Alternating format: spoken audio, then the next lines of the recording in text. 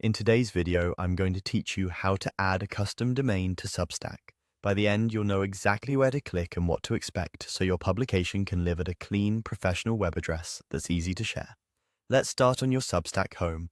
Make sure you're signed into the publication you want to update. If you manage more than one, confirm you're on the correct one by checking the publication name and logo. This is your control center where you'll access all the tools to publish and configure your site. Next, open Settings.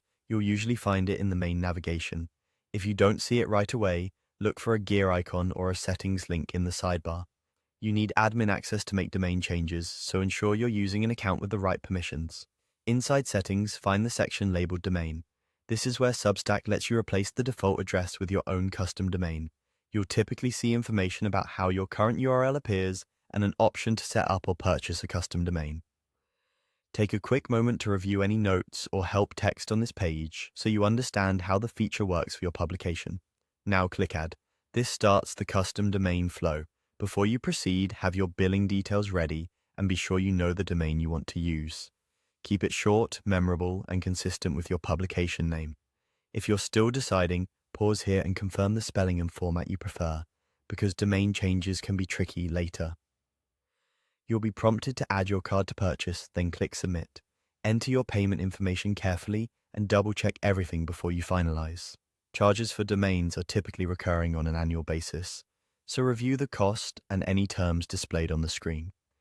If you see a summary of your selection, verify the domain name is exactly right. A single typo can lead to confusion or additional fees to correct. When you're confident, submit the purchase. After submitting, you should see a confirmation that the process has started. Depending on your setup, Substack may complete everything for you, or you may see on-screen instructions to finish configuration. If there are any prompts, follow them as shown. It can take a little time for changes to take effect, so don't worry if the new address isn't live immediately. You can always return to Settings and check the domain section for status updates. That's it. You've started the process to add a custom domain to your Substack, giving your publication a polished on-brand home on the web.